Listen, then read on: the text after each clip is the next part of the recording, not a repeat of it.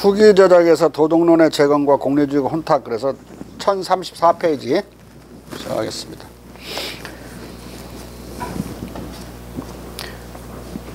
후기 저작에서 도덕 감각론의 재건과 공리주의적 혼탁. 그러나 휴문 11년 뒤에 저술한 도덕의 원리에 관한 탐구에서 공감을 거의 제거하고 허치슨식으로 미각과 등치된 도덕 감각 또는 도덕 감정과 뒤섞인 도덕 감각만을 언급한다. 먼저 후기에 그린 도덕 감정론에서 그는 종전의 입장을 바꿔 도덕 감정론은 아담 스미스의 저서가 아니라 그 논문 이름이 이래요. 왜 보세요. Concerning the Moral Sentiment 그랬으니까 도덕 감정론이라고 번역해야죠. 예. 그는 종전의 입장을 바꿔 도덕성은 감정에 의해 결정된다고 주장하고 덕성을 무엇이든 관찰자에게 기쁘게 하는 가하다는 느낌을 주는 모든 것으로 악을 그 반대의 것으로 정의한 데 이어서 죄악이나 부도덕성이란 지성의 대상일 수 있는 별개의 사실이나 관계가 아니라 인간 본성의 구조에 의해 우리가 야망성이나 반역을 인지할 불가피하게 느끼는 불가감정에서 전적으로 생겨난다고 말하기도 하고 선악을 변별하는 미감 또는 내감을 공감 없이 언급하기도 한다. 도덕의 일반적 기초에 관해 최근 게시된 정밀검사를 해볼 가치가 아주 많은 논쟁이 있어 왔다. 그것은 도덕이 이성으로부터 도출되는지 아니면 감정으로부터 도출되는지 우리가 논변과 연역의 사실에 의해 도덕의 지식을 획득하는 것인지 아니면 논변과 연역의 사실에 의해 이 말은 거의 칸트를 가리키는 거나 스콜라 철학의 도덕론을 가리키는 거야. 이렇게 연역으로 무슨 도덕을 판단하고 아니고 도덕과 부도덕을 판단하고 그렇게 생각하는 게 스콜라 철학자들이거든요. 칸트는 나중에 스콜라 철학을 그냥 다시 복원해서 재생산하는 자가 칸트예요. 어? 뭐 특별히 창조적이고 새로운 철학을 전개한 게 아니라고. 그러니까 스콜라 철학은 도덕론에 있어서 합리적이고 도덕적인 이성적인 도덕론인데 그들은 그래도 사제복을 입고 있었고 칸트는 사제복을 벗은 상태에서 뭐 철학자의 교수 가운을 쓰고 주장해서 헷갈리게 할 뿐이지 실은 두 양편이 똑같아 내용이. 자. 아니면 하나의 직접적 느낌과 보다 섬세한 내감에 의해 이 지식을 획득하는 것인지에 관한 논쟁이 있어 왔다. 직접적 느낌이나 섬세한 내감 이건 지금 도덕 감각을 이 사람 마음식으로 표현한 거예요. 에? 여기서 휴문 도덕 감각을 내감의 일종으로 보고 있다. 다른 곳에서는 더욱 분명하게 내감을 언급한다. 각 측 두 주장 그리고 많은 주장들이 이보다 더 나을 수 있다. 는 아주 그럴듯해서 나는 이 주장들이 하나가 다른 것과 마찬가지로 견실하고 만족스러운 것이 아닌가 하고 생각하기 일쑤이고 이성과 감정이 거의 모든 도덕적 결정과 결론에서 동시에 나타날 정도이다. 성격과 행동을 호감 있거나 불쾌하다고 칭찬할 만하거나 비난하다고 선언하는 최종 판정, 이 성격과 행동의 명이나 불명예, 동조나 비난의 표시를 찍는 최종 판정, 도덕성을 능동적 원칙으로 만들고 덕성을 우리의 행복으로 악덕을 우리의 불행으로 만드는 최종 판정. 이 최종 판정이 자연 본성에 의해 전 인류 안에서 보편적으로 만든 모종의 내감이나 내적 느낌에 달려 있다는 것은 개연성이 있다고 나는 말한다. 앞에서는 그렇게 본성적이다, 본능적이다 하는 말도 맞을 수도 있지만 나의 확장적 공감이라는 그보다 그 근저에 있는 원리를 옹호하는 듯 했는데 여기는 공감 없어져 버리고 아예 이제 도덕 감각만 말하니까 허치슨에 더 가까이 간 거죠. 이론적으로는. 자. 그러나 휴문 안타깝게도 셰프츠베리나 허치슨처럼 이 도덕 내감을 내적 미감과 뒤섞어 말한다. 문제는 여기서 또 별도 문제가 생기는 거예요. 앞에서도 경향이 좀 있었지만 미감하고 도덕감각을 계속 혼동하는 거예요. 자. 지금 덕성이 목적이고 어떤 사례나 보상 없이 그 자체 때문에 단지 덕성이 전달하는 즉각적 만족감 때문에 바람하는 것인 만큼 덕성이 건드리는 어떤 감정, 즉 도덕적 선악을 구별의 선을 받아들이고 악을 배척하는 어떤 내적 미감이나 내적 느낌이 있어야 한다는 것은 필수적이다. 여기서 흉은 미감을 시비지심의 의미로 넘어가는 의미로, 즉 도덕감각, 평가감정만이 아니라 협의적 도덕감정까지도 다 그리고 미감도 포괄하는 의미로 쓰고 있다. 다음의 경우도 마찬가지다. 도덕과 비평은 지성의 대상이라기보다는 미각과 감정의 대상이다. 도덕적 아름다움이든 자연적 아름다움이든 아름다움은 지각되기보다 더 정확하게 느껴지는 것이다. 우리가 아름다움에 관해 이성적으로 추리해 그 기준을 정하려고 애쓴다면 우리는 새로운 사실, 즉 인간들의 일반적 미감 또는 추리와 탐구의 대상일 수 있는 미감과 같은 어떠한 사실을 고찰하는 것이다. 도덕감각을 공감에 팔아버리는 오류가 사라진 대신 도덕감각, 시비지심과 도덕감정, 측은 수호 공경지심을 예리하게 구분하던 초기 이론적 정밀성도 함께 사라졌다. 도덕감정과 혼동되고 미감과 뒤엉킨 이 뒤범벅의 도덕감각 개념은 다시 공리성과 뒤엉킨다. 이익 개념과 뒤엉킨. 인간의 심장이 이기적이라면 또는 이에 관계에 있는 사람들이 그로부터 멀리 떨어져 있다면 그의 선택이 아무리 냉정할지라도 유용한 것과 해로운 것 간의 선택 또는 변별이 여전히 있을 것이다. 이제 이 변별은 모든 점에서 도덕적 변별과 동일한 것이다.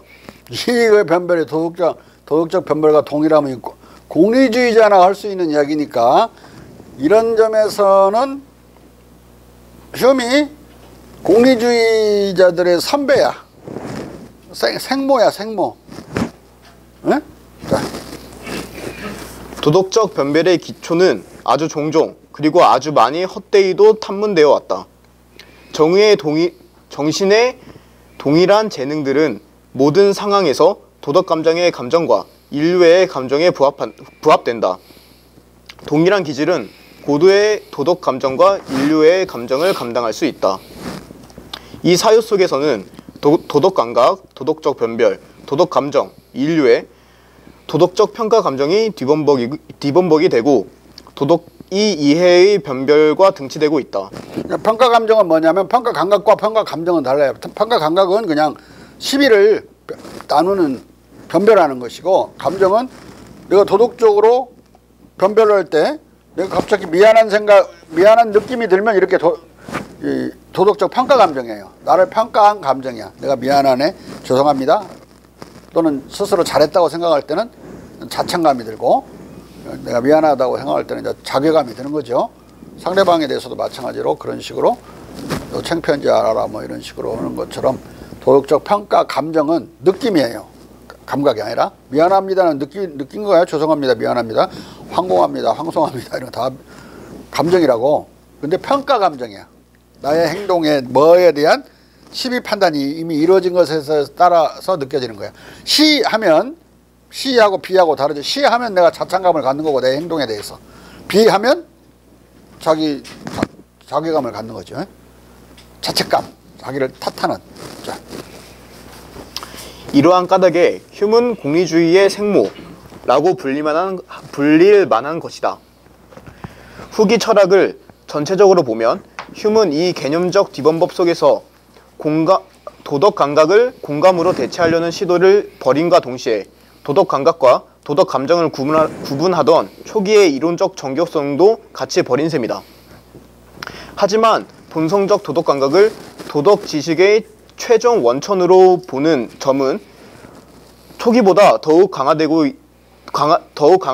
일관적이 되었다. 그거 하나 건지고 나머지는 또 다 망가졌죠. 너무 이익 개념에 많이 팔려가 가지고 공리주의적인 생모가 돼버렸고 또 그런 공감 요소들은 싹 사라져 버렸고 거꾸로 다 희생돼 버렸고 미감하고 막 혼동하고 여러 번 말하지만 인간은 네 가지 행위 가장 중요한 인간의 인생의 행위를 한다. 하나는 공리적인 행위고 다른 하나는 유희적인 행위고 또 다른 하나는 예술적인 행위고 네 번째는 도덕적인 행위를 한다. 그 행위를 하기 위해서 다 각각 그걸 판단하는 판단 감각을 가지고 있는데 판단하는 이성이 아니라 이성은 너무 느려서 안 돼요. 감각은 금방 느끼는 것이니까 행동하는데 도움이 되는 거지만 공리적인 행위를 할 때는 우리가 교통 감각이나 또는 이해 감각을 갖고 있어요. 손익 감각 금방 알아요. 좀 느린 사람도 있고 빠른 사람도 있지만은 태음인이 대단히 느려요 보통 때는. 근데 손익 감각은 무지하게 빨라요. 그리고 경제인들이 돈 많이 번 사람들이 태음인이 많죠. 희주 손익 감각은 엄청 빨라. 다른 행동들이 근데 유의 감각은 재미 감각이 판단해요. 유의적 행위는 재미 있는지 없는지 금방 알죠. 재미없으면 집에 다 가본다고 안 놀고 술자리도 재미없으면 파해버리고 재미에다가 일반 대중들은 목숨을 걸죠. 올림픽 월드컵에서부터 시작해서 밤 안 자고 하는 게임까지. 그래서 내가 다음에 내는 책 제목이 재미와 게임의 철학이야. 게임 저녁내 하면서 뒤지게 혼나는 사람들 편들어 주려고. 각시한테 맨날 쪼들리고 혼나고 또는 엄마한테 감독당하고 그런 아이들을. 아니 올림픽이나 월드컵에 매료되는 사람이나 거기 게임에 매료되는 사람은 재미를 추구하는 거는 똑같은 거예요. 재미없이 어떻게 살아. 그 다음에 예술적인 행위는 우리가 금방 다시 미감으로 판단한다. 미추를 금방 판단해. 이쁜지 미운지 여학생 바라보고 나면 금방 아는데 그거 갖고 토론하고 그러나? 그럼 일견에 알아보죠. 일견에. 어? 마찬가지로 그림 잘 그렸는지 막 그렸는지 그만 일견에 알아봐요. 딱 잘 그렸다. 그 다음부터 생각하는 거지. 뭐 추한 그림을 보고 또는 그렇고 그런 그림을 보고 생각 안 해요. 생각은 그 다음 문제예요. 도덕적인 행위는 금방 말하듯이 도덕 감각으로 판단한다. 그래서 좋다고 느끼면 가하다고 느껴요. 또 나쁘게 느끼면 불가하다고 느끼고 불가하면 나의 행위에 대해서 불가하면 내가 미안한 감정을 갖는 거고 죄송한 감정. 나의 행위에 대해서 가하다고 느끼면 자창감을 갖는다. 뿌듯한 마음에 다른 말로 뿌듯한 감정. 아, 그 행위 잘했어. 내가 돈은 좀 많이 내가 냈지만은 그 잘 낸 것 같아. 이제 그럴 때는 공리적인 행위는 손익 감각으로는 손해 본 거지. 근데 도덕 감각으로는 뿌듯해. 어? 그렇게 여러 가지 감정이 하나의 행위에 얽혀 있는 거예요. 어? 최종 판단은 늘 분석해 봐야 된다. 즉 해석학적 분석이 그래서 필요한 거예요. 하나의 행위가 하나의 감정, 도덕 감정만 있거나 하나의 감정만 얽혀 있는 게 아니기 때문에 여러 가지가 얽혀 있어요. 자. 공맹의 인사상과 흉의 보편적 인의 개념. 그 앞에 부분은 뭔가 영향을 받았는데 공자로부터 저 셰프스베리가 받았기 때문에 그 절절절절 받았는데 그걸 받은 거다고 뭐 지 생각하고 짬뽕이 돼가지고 혼탁해지는 그런 이론이라면 여기는 이제 공자의 영향이 직접 느껴지는 인 개념이 그런 대목이다. 자. 흉은 여러 경로로 공맹의 도덕 감정론과 인사상을 수용한 것으로 보인다. 공자의 인사상은 컴벨랜드, 셰프츠베리, 허치슨 등의 영국 철학자들에게서 인내심으로 나타난다. 비네벌런스 이 개념으로 이제 받아들여요. 러브라는 기독교의 러브라는 개념보다 더 좋다고 생각해요. 이 컴벌랜드가 특히 두 개를 러브와 비네벌런스를 놓고 나는 비네벌런스를 택하겠다. 러브는 막 섹스도 포함하니까 그게 문제가 있는 측면도 있지만 비네벌런스라는 단어는 전혀 문제가 없다. 공자의 인개념이 더 가깝고 설명도 비슷하게 해요. 그러니까 어디서 공자의 인개념을 읽은 거예요. 그 대목을 그대로 옮겨놓은 그런 대목 같은 설명을 한다고.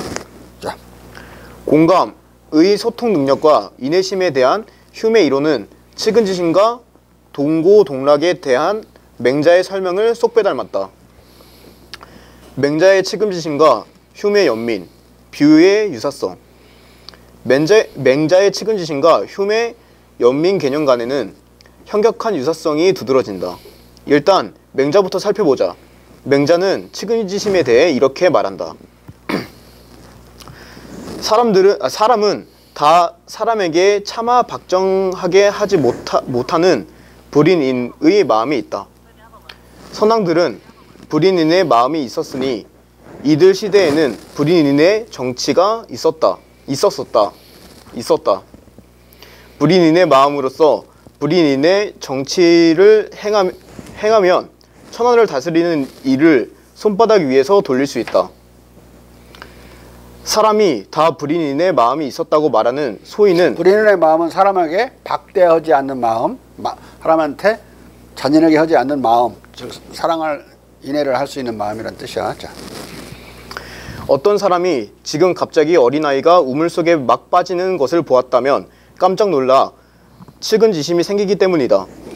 아이의 부모와 사귀려는 마음 때문도 아니고 친구들한테 칭찬을 구하기 때문도 아니며 그 아이의 소리가 싫어서 그런 것도 아니다. 이것으로 보면 측은지심이 없으면 사람이 아니고 수지심이 없으면 사람이 아니고 사양지심이 없으면 사람이 아니고 시비지심이 없으면 사람이 아니다. 측은지심은 인의 단초이고 수지심은 의의 단초고 사양지심은 예의 단초고 시비지심은 지의 단초다.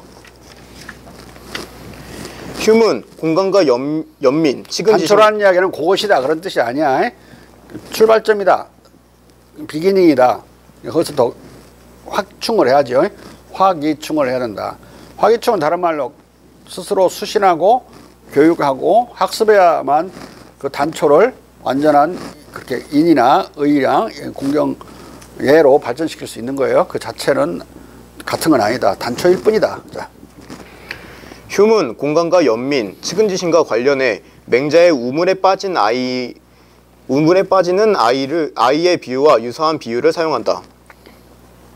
공감은 언제나 현재의 순간에 국한되는 것이 아니라 현재 존재 속에 없는 우리가 단지 상상력에 의해서 예감할 뿐인 타인들의 고통과 쾌락을 종종 교감에 의해 느낀다. 내가 일부러 커뮤니케이션이란 말을 소통, 전달 이렇게 번역해야 되는 것을 교감이라고 해줬어요.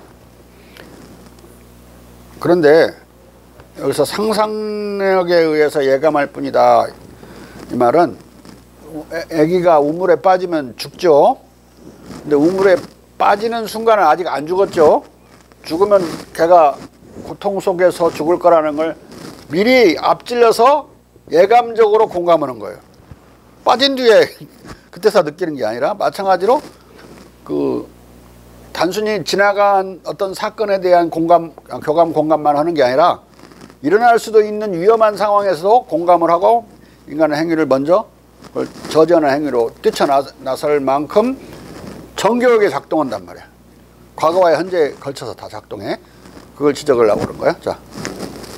내가 전혀 모르는 사람이 들판에서 잠들어 있는 중에 말들의 발굽에 의해 밟힐 위험에 처해 있는 것을 보았다고 가정하면 나는 즉시 그를 도우러 달려갈 것이다. 이것은 이 사람이 뭐 영국적인 농촌 사회를 전제로 해서 이 말을 말하니까 금방 이해 안 갈 수가 있어요. 어떤 사람이 자고 있는데 어떤 목동이 그 들판에 말들이 놀래가지고 막 뛰어간단 말이야. 자는지 모르고. 그러면 막 진지기고 가버릴 수가 있죠. 말굽에 밟히면 근데 다 크게 다친단 말이에요. 그걸 본 순간 어떻게 행동하겠냐면 우물에 빠지려는 순간이나 비슷하죠. 아기가. 자. 이때 나는 낯선 사람의 현재적 슬픔에 대해 나를 관심 갖게 만드는 공감과 동일한 공감의 원리에 의해 움직여질 것이다. 근데 다만 여기는 예감적으로 움직이고 있는 거야. 현재 관심을 갖게 하는 거 꼭 원리는 똑같아. 이미 그런 말발굽에 밟히는 고통을 그 사람이 느끼고 있다라고 현재적으로 땡겨서 생각하는 거죠. 아기가 이미 물에 빠져버린 걸 땡겨서 생각하듯이. 그래서 순간적으로 움직이는 거란 말이에요. 자. 이것은 다음과 같은 단순 언급으로 충분히 설명된다. 공감은 인상으로 전환된 생생한 관념이기 때문에 어떤 사람의 미래에 가능한 조건 또는 개연적 조건을 고려하면서 우리가 그것을 우리의 근심거리로 만들 정도로 생생한 지각을 갖고 그 조건 속으로 들어가고 우리의 것도 아니고 현재 순간에 실제로 존재하지도 않는 고통과 쾌락을 감지한다는 것은 명백하다. 말바보에 아직 밟힌 것도 아닌데 예감적으로 밟힌 걸로 생각하고 내가 느끼면서 그걸 구하려고 거기서 막으려고 애를 쓰는 거죠. 이 세 가지의 우물에 빠지는 아이의 들판에서 잠자고 있는 말에 밟힐 위험이 있는 그 목동우에 그다음에 다윈은 무슨 예를 들었죠? 같은 내용인데 내용은 같아요. 무슨 예를 들었지?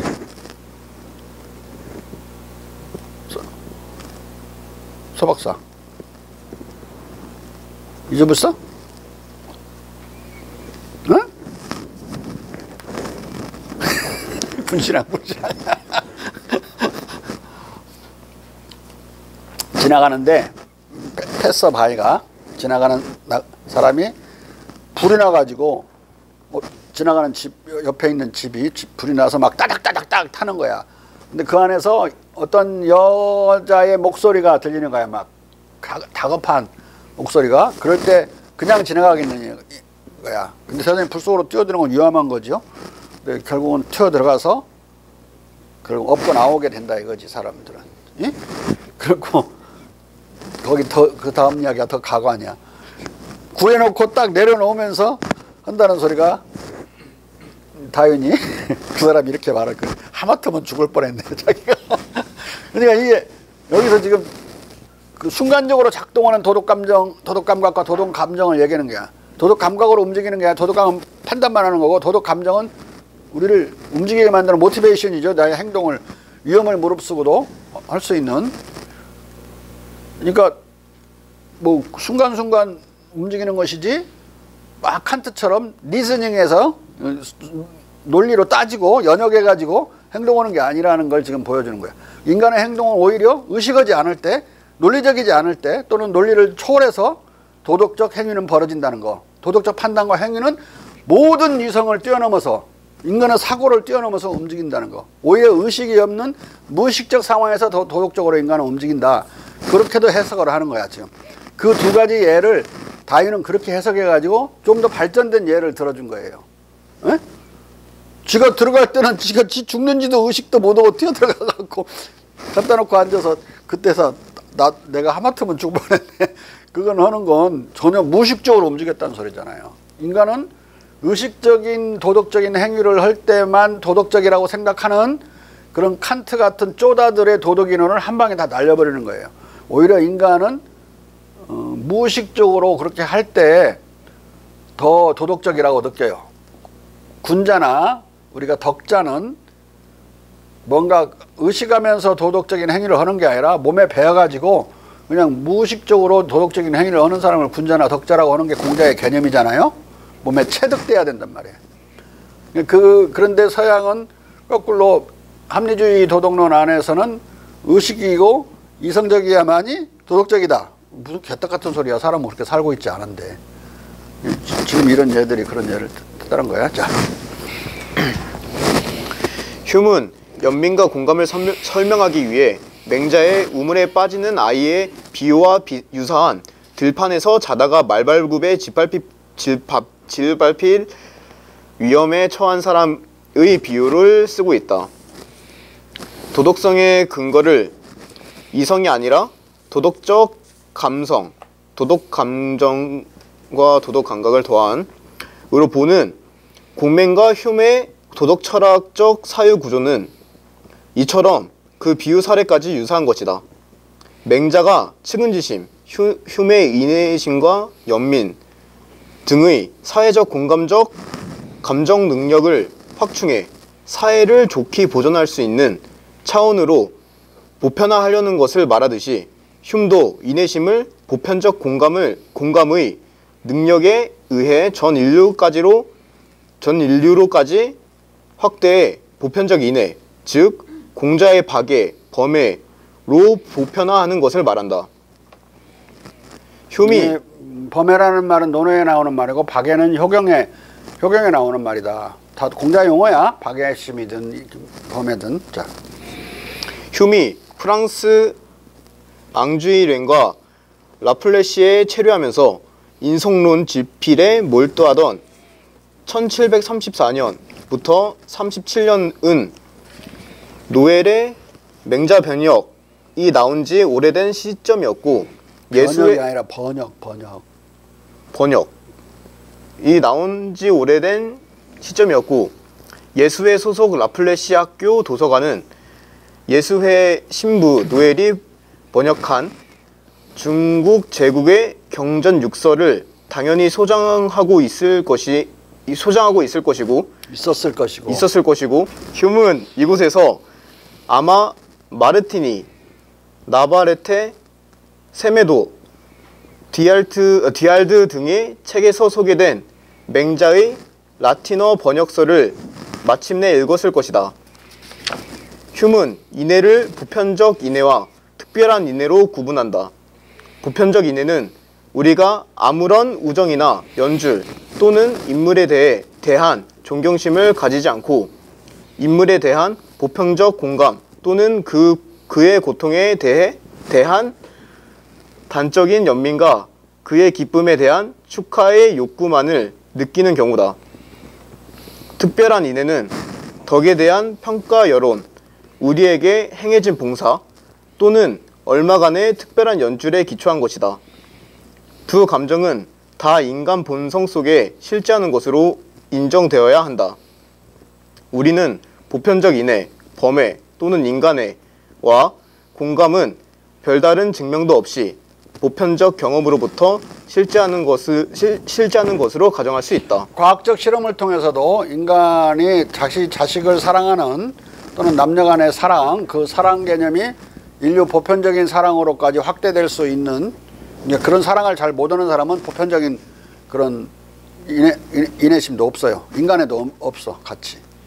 그러니까 이 씨앗인 것이지, 이 자기 자식을 사랑하는 그런 부성애, 모성애가 인류를 사랑할 수 있는 그 사랑의 씨앗이 되는 거라고.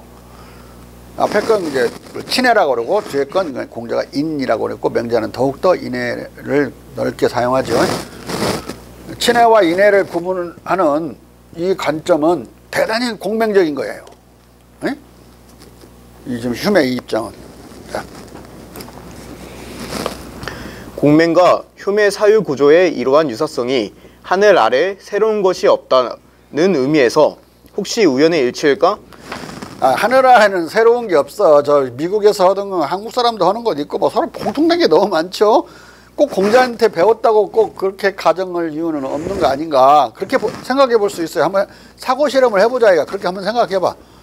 안 그러면 너무 근데 유사한 게 너무 많으니까 가령 물에 빠지는 아이 예를 들면 되는데 그것을 말바꾸에 발필나는 그 목동의 그 예로 바꾼 건 컨닝했다는 소리 안 들으려고 바꾼 것밖에 안 되는 그걸 느끼게 만드는 대목 구조가 너무 많아요. 자. 제이콥슨은 다음과 같이 확언한다. 휴맥의 가장 중심적인 개념들 중 하나, 즉 보편적 공감 또는 동정심의 이론이 보편적 동정심의 이론에서 말이야. 보편적이 두 개 다 걸려. 맹자에게서 처음 비롯되고 휴메 몇몇 동시대인들, 특히 아담 스미스 등 주요한 동시대인들의 윤리학을 밑받침해주고 있다는 것은 거의 우연일 수 없다. 이 말은 내가 공자를 너무 좋아한 나머지 내가 어거지로 갖다 맞추는 게 아니라 서양 철학자인 제이콥슨이 하는 소리야. 하나도 내가 여기다 보탠 거 없어요. 그지? 여러분들 몰랐지? 서양 사람 중에 똑똑한 놈은 거의 나와 같은 생각을 한다는 거. 여러분들도 같은 생각이지? 그럼 여러분들도 똑똑한 사람이 되는 거야. 그리스 철학과 칸트 철학의 합리주의 전통에서 이성은 보편적인 반면 감정과 감정은 특수한 것이고 감성과 감정은 특수한 것이고 따라서 보편화될 수 없다. 그러나 공맹과 휴문 반대로 인간적 감성과 감정의 인간적 보편성을 말한다. 오히려 나와 생각이 똑같은데 나는 인간의 이성은 그렇게 보편적인 것이 아니라고 봐요. 인간의 감정은 전 인류가 보편적으로 유사한 것이다. 같은 건 아니라도 유사해요. 에? 똑같이 도덕 감정을 갖고 있고 똑같이 아픈 건 같이 느끼고 슬픈 건 같이 슬퍼한다. 그리고 얼굴로 쓰는 인상도 비슷하고 슬플 때 짓는 인상과 즐거울 때 짓는 인상이 전 인류가 똑같아요. 그런데 말이야, 인간의 이성은 사유 능력은 같은 한국 사람 안에서도 엄청나게 차이가 나지만 천치와 천재까지 벌어지죠. 전 세계에서는 아인슈타인 같은 사람도 있고 백치 같은 사람도 있고 그 차이는 엄청나고 전 국민의 글로벌 차원에서 국민들의 IQ를 보세요. 한국은 106이에요. 미국은 99밖에 안 된다고. 에? 벌써 7 차이가 나는데 적도 기니는 66이에요. IQ가. 그러면은 한국 사람들이 이해하고 즐거워하는 그런 여러 가지 놀이나 게임들 유희를 그들이 100% 이해를 할까? 못 할 거라고 나는 봐요. 거기다가 우리가 좋아하는 그런 물건을 막 수출하면 팔릴 것 같아? 안 팔린다고. 북한 사람들이 바보가 돼가지고 남한에 넘어오면 가장 어려운 게 뭔지 알아요? 우리나라 개그 프로그램을 보고 전혀 재미를 못 느끼는 거예요. 문화 맥락이 싹 바뀐과 동시에 그렇게 훈련받지 않았고 그런 경험을 안 했기 때문에 자꾸 머리도 나빠져서 IQ가 우리보다 좀 떨어져 가고 있어요. 키도 작아지지만 인간의 이성은 그렇게 격차가 심하다. 근데 감정은 전 세계가 유사해요. 아까 우리보다 멍청하지만 강아지가 공감 능력은 뛰어나서 우리하고 잘 산다고 그랬죠. 그러니까 이 인간이 인간다운 것은 그런 사유 능력인 이성 때문에 인간다운 게 아니고 합리주의자들이 생각하는 건 이성을 가졌으니까 인간이라고 그러지 개떡이나 이성적인 놈들이 더 많이 죽여 사람을. 예? 인간이 공감 능력과 도덕 감정을 가졌기 때문에 인간다운 거예요. 예? 이성을 가졌기 때문에 인간다운 게 아니라 그게 엄청나게 잘못된 생각이야. 머리가 나빠도 우리가 똑같은 인간으로 동등한 대우를 해야 된다는 것은 그거 상식 아닌가? 한국 사람은 상식만이 아니라 지금은 근대인의 서양 근대인들도 다 그들에게도 상식이 됐어요. 그런 건. 그렇죠? 머리가 나쁜데 왜 대등한 대우를 해줘? 시비 거는 자가 있나? 앞으로 머리 IQ대로 대우를 하자. 그렇게 주장하는 놈이 있어? 이준석 빼고? 이준석 하나만 그렇게 주장하는 거 아니야? 옛날 그 교육부의 무슨 국장놈도 백성을 개 돼지로 보고 저는 고시공부에서 그 행정고시에서 됐으니까 저는 당연히 신분제가 부활돼야 된다고 막 주장하다가 잘려붙지. 왜 잘렸을까?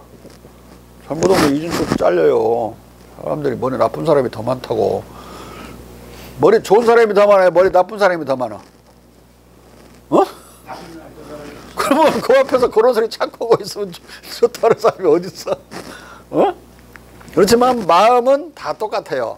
다 똑같다는 표현은 맞지 않지만 다 유사해. 전 인류가 유사해. 기분 나쁘면 찡그리고 표정까지 똑같아요. 에? 그렇기 때문에 인간이 인간답다고 그런 거예요. 다른 동물들은 왜 인간보다 못하다고 그러느냐? 감정이 우리가 36개라면 그들은 8개 정도? 7, 8개에서 감정이 단순화되어 있어요. 그렇기 때문에 우리의 감정을 이해를 못하고 강아지도 엉뚱한 짓을 하는 경우가 많죠. 저를 위해서 하려고 그러는데 절대로 병원 안 가려고 그래. 절대로. 근데 병원 썩 들어가면 그때는 꼼짝 못해. 의사한테 벌벌 기어. 가기 싫어갖고 막 그때 딴짓거리하고. 눈치도 빨라가지고는. 근데 저한테 좋은 건데 그걸 주인은 하기 싫어도 지금 데리고 가야 되니까 데리고 가는 건데 그 마음을 못 읽어. 감정이 그렇게 많이 세분화되어 있지 않기 때문에. 자. 그리하여 제이콥스는 결론 짓는다. 휴미 인간 생활의 근본적 접착 제요 인간 본성의 궁극적 근거로 간주하는 비언어적 교감에서 철학적 연결 경로는 지중해로 거슬러 올라가는 것이 아니라 맹자의 보편적 공감의 개념에서 시바라는 또 하나의 아시아적 주요 정통으로 거슬러 올라가는 것이다.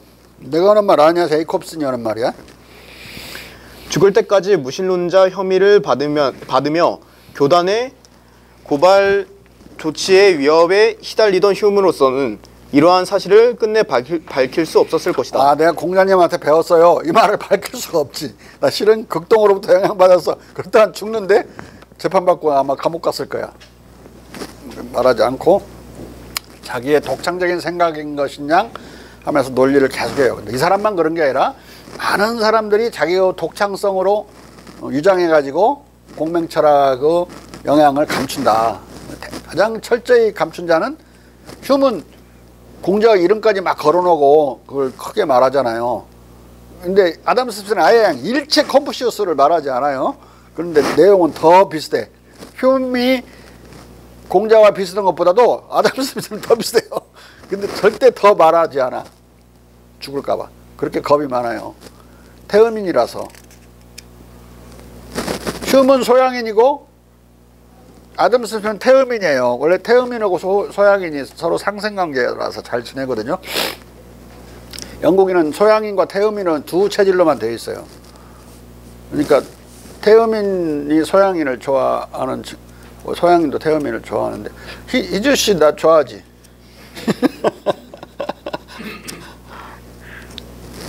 비슷하게 둘이 그렇게 흉과 스미스가 아주 좋아 지냈어요.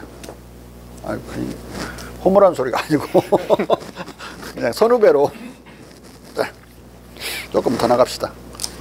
공맹과 휴의 감정적 중도 이념. 휴는 공맹처럼 모든 감정과 욕망을 이성으로 금하거나 억압하는 금욕을 덕성으로 보지 않으며 모든 감정과 욕망을 중화의 방식으로 해방하고 잘 즐기도록 만드는 것을 추구한다. 휴는 공맹처럼 이기심과 칠정 자체의 선악을 말하지 않고 중화의 여부에 의해 선해지거나 악해진다고 말한다. 공맹의 공감적 감정, 사단지심 또는 휴의 자연적 덕목, 인애, 동정, 공손 등을 제외한 인간의 모든 감정은 절대적으로 악하거나 절대적으로 선한 것이 아니기 때문이다. 자, 인간의 시기심, 인간의 싫어하는 감정, 아픔, 슬픔 이런 거 나쁜 거 아니라 이 말이야. 슬퍼해야 될 때 슬퍼해야 되고 화낼 때 화내야 되고 시기를 느낄 때 시기심을 느껴야 되는 것이지 그런 게 다 우리에게 약간의 아픔을 준다고 그래가지고 나쁜 거 아니라 이거야. 응? 또 그렇다고 또 쾌락이 꼭 좋은 것만 또 아니죠. 마약 한 줌 먹고 쾌락 느끼면 좋은가? 돈 막 쓰면서 물수도 쓰면서 쾌락을 느끼면 좋은 거야 다? 아니죠. 적당히 하는 것을 좋다고 그러는 거야. 적당히 슬퍼하고 적당히 기뻐하고. 에? 자, 휴는 말한다. 어떠한 자질도 절대적으로 비난이나 칭찬을 받을 만하지 않다. 그것은 모두 그 정도에 달려 있다. 그 정도에 달려 있다. 그 정도에 달려 있다. 이 중도적인 정도면 다 우리가 좋게 느끼고 그러지 않으면 안 그렇다. 만약에 상가집 가서 희낙낙대고 슬퍼하지 않으면 안 되는 거죠. 근데 또 너무 슬퍼서 막 그냥 거기서 콧물 눈물 다 남의 상해 가가지고 초상집에서 지 아버지 죽은 것처럼 그러면 또 오바야. 과하면 또 안 되는 거고. 자, 소유학파는 적중한 중도가 덕을 소유학파는 아리스토텔레스와 그를 추종하는 철학자들을 가르쳐. 왜냐면 이게 산책을 소요를 하면서 철학적 대화를 많이 나눴다고 소요했다고 그래서 프리파테티리우스인가 그 히랍어로 그런 용어를 써서. 자. 중도가 덕을 특정짓는 것이라고 말한다. 이 중도는 주로 유용성에 의해 결정된다.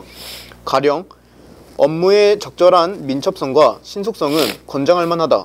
모자랄 때는 어떠한 진보도 어떤 목적의 집행에서 달성될 수 없고 지나칠 때는 우리를 무모하고 부조화된 방법과 기도에 말려들게 한다.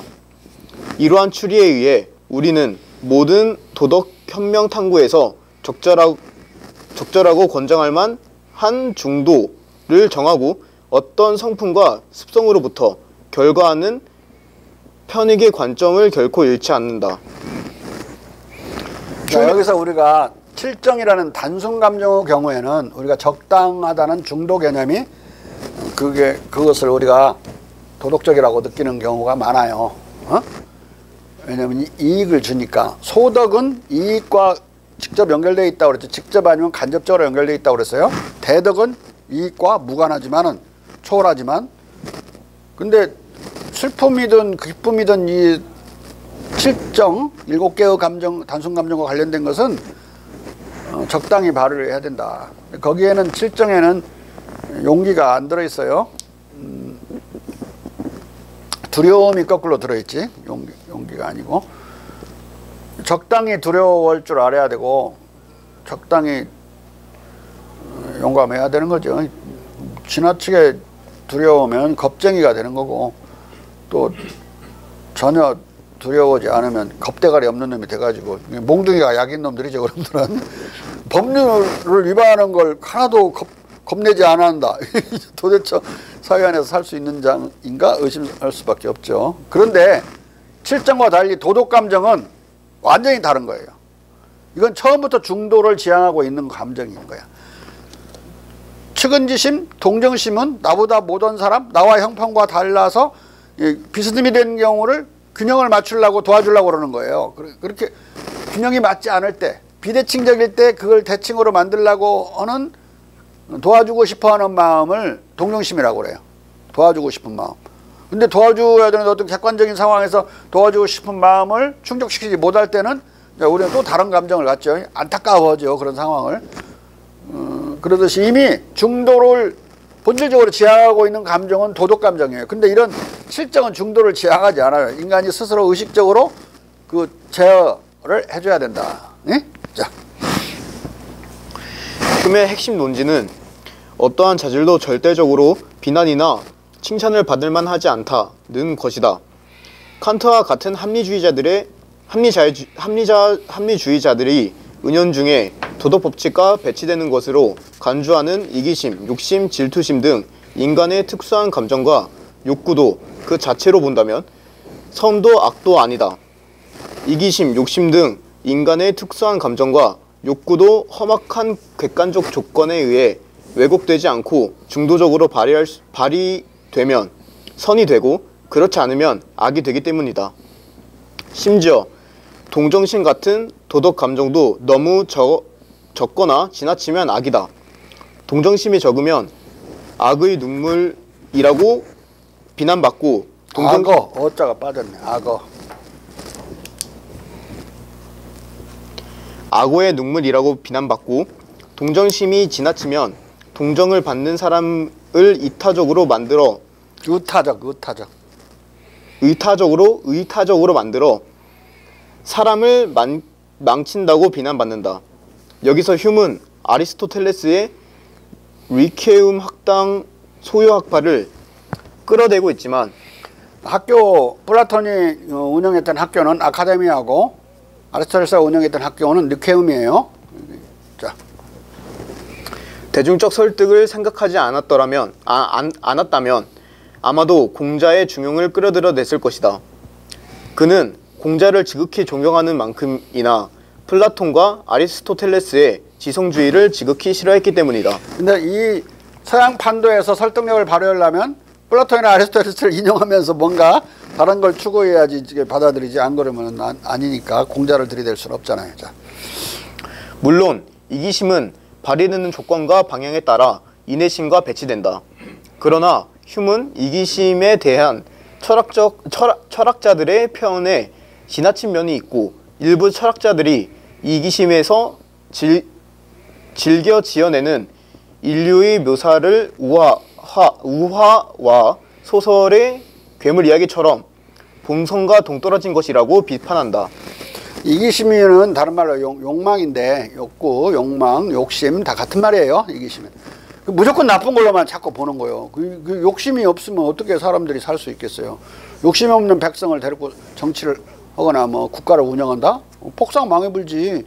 돈도 안 벌려고 할 게 아니야. 돈 안 벌면 국가가 다 책임지면 그 국가는 망하지 뭐 다른 거 더 있어. 자, 인간이 그렇게 이기적인가? 인간은 인간에 대해서 늑대란 말 많이 써요. 스콜라 철학자들이. 인간은 인간에 대해서 늑대가 아니고 도와주는 게 더 많은데 그렇게 말하고, 또 늑대는 그렇게까지 욕심꾸러기고 자기 같은 동족인 늑대들에 대해서 그렇게 박대하지 않아요. 대단히 사회성이 높은 동물이라고, 개만큼이나. 그러니까 그 인간은 인간의 늑대라는 소리는 인간과 늑대를 동시에 모여보는 말이야, 그게. 응? 자. 왜냐하면 이 철학자들은 공자가 이내 모태로 본 가족적 친애와 부모에 대한 효도까지도 이기심으로 매도하기 때문이다. 휴먼 말한다. 나는 인간이 자기를 넘어가는 어떤 것에도 애정을 갖지 않는다고, 어떤 것에도 애정을 갖지 않는다고 생각하지 않는다. 오히려 자기를 사랑하는 것보다 다른 한 사람을 더 많이 사랑하는 사람을 만나는 것이 드물다고 할지라도 온갖 애정을 다 합친 애정 전부가 이기심 전부를 능가하지 않는 사람을 만나는 것도 마찬가지로 드물다고 생각한다. 통상적 경험을 참조해보라. 당신은 가족의 모든 지출이 일반적으로 가장의 통제 아래에 있을지라도 자신의 본래적 용도와 유흥을 위한 최소 부분을 유보해 두고 자기 재산의 최대 부분을 아내의 기쁨과 자식들의 교육에 쏟아붓지 않는 사람은 드물다는 것을 알지 않는가? 따라서 우리는 이 친애의 유대를 가진 것들에 관해 말할 수 있고, 유사한 상황에 놓여 있다면 다른 경우에도 동일할 것이라고 추정할 수 있는 것이다. 이거 보면은 내가 현직에 있을 때 한 1억 한 2천만 원 정도 버는데 세금을 건강보험까지 해갖고 한 2,500을 떼어줘요. 일단 애국심으로 다 떼어주는 거죠. 그러면 한 9천 얼마 남아요. 9천 얼마에서 이제 내가 쓰는 건 여기서 말한 대로 얼마 되지 않아요. 뭐 한 1년 내내 해봤자 한 달에 100만 원씩 쓰면 1,200만 원밖에 안 되네. 빼면 나머지 다 각시고 자식이 써버리는데 거의 7,500만 원 정도는 처자식이 다 써버리는 거예요. 네? 물론 다 집 장만하면 나도 가서 같이 사니까 뭐 그러지는 않지만은, 하여간 자기가 쓰는 건 거기서 10분의 1 정도밖에 안 된다. 그러면 10분의 9는 공동이익을 위해서나 아니면 처자식을 위해서 쓰는 것이기 때문에 그렇게 이기적이지 않잖아요, 보통 사람들이. 이기적인 것은 15% 정도, 85%는 대단히 이타적이지. 아니, 굳이 수치로 표현한다면. 자, 그래서 85% 이타적으로 살기 싫어갖고 요새 머시매들이 장가 안 간다고. 아예 자기가 다 쓴다고.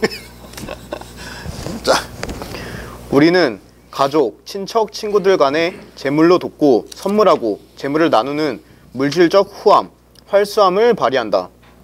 아무리 이기적인 인간이라도 적어도 가까운 타인들을 이타적으로 사랑한다. 따라서 엄밀히 말하면 보통 사람에게 있어 이타심, 인내심과 물질적 후함은 언제나 이기심을 압도한다. 다시 말하면 인간은 어느 타인에 대한 사랑의 개개의 사례보다 자기에 대한 사랑이 더 클지라도 여러 이타적 행동들을 다 합치면 이기적 행동보다 많다. 한 인간이 가족, 친인척, 지인, 동포 등 가깝고 먼 타인들에 대해 조금씩 주는 사랑을 다 합한 사랑의 총량은 자기에 대한 사랑의 양보다 더 크기 때문이다. 이게 휴메의 논리야. 대단히 조곤조곤해서 보통 사람이 갖고 있는 생각을 확 다 분쇄해버리죠. 그 스콜라 철학자들이 특히 갖고 있는 그 합리주의적인 사고 속에서 인간은 인간에 대해서 늑대라는 그 태제를 다 부셔버리는 거죠. 자. 그러나 가족적 친애와 우정은 전체 공동체에 비하면 범위가 좁다. 가족이나 친구 사이의 이런 후함은 동시에 인간들 큰 사회에 적응시키기보다 자기만 생각하는 가장 협소한 이기심처럼 사회에 배치되는 면이 있다. 이런 집단 이기주의는 그 안에서는 집단적인 사랑이더라도 전체적으로는 집단적 이기주의라 더 큰 사회와 공동체, 더 큰 공동체가 충돌할 수 있다. 자. 왜냐하면 이것은 반드시 감정의 대립과 이로부터 귀결되는 행동의 대립을 산출하지 않을 수 없기 때문이다. 이것은 공동체적 유대에 위험하지 않을 수 없다. 그러나 이 감정들의 대립성은 그것을 발휘할 기회를 주는 특유한 외적 상황과 동시에 나타나지 않는다면 단지 작은 위험만을 수반할 것이다. 이 사적, 이기적 사랑은 그 특유한 협속성 때문에 국가 공동체의 연대와 배치될 수 있지만 그리 큰 위험은 아니다. 이것이 큰 위험으로 발전하기 위해서는 감정 대립을 야기할 특유한 외적 상황이 더해져야 한다. 뒤집어 말해서 이 외적 상황이 반대로 감정 대립을 조화시키고 상호 이익을 극대화하는 방향으로 배열되고 운영된다면 이기심은 재산 증식과 공동체 발전의 동력이 될 수도 있다. 사적 재산 증식이 공동체 발전의 동력과 일치해버릴 수가 있어요. 그게 시장경제 체제죠. 시장경제는 이기심을 최대로 영리적인 이익을 추구하더라도 일개인이 전체의 이익과 조화될 수 있는 게 시장경제의 가장 큰 매력이죠. 보이지 않는 손에 의해서 두 개는 일치하게 돼 있다고. 그러니까 그걸 못 오게, 시장경제를 못 오게 하면 그 배치가, 사회적 배치가 인간의 감정을 대립을 시키고 이기심끼리 싸우게 만들겠지만, 그러지 않고 이기심을 최대로 발휘하더라도 궁극적으로는 전체의 공동이익이 극대화되는 방향으로 배치를 잘하면 그 이기심은 전체 발전의 동력이 될 수 있다 이 말이에요. 알아듣겠죠? 자.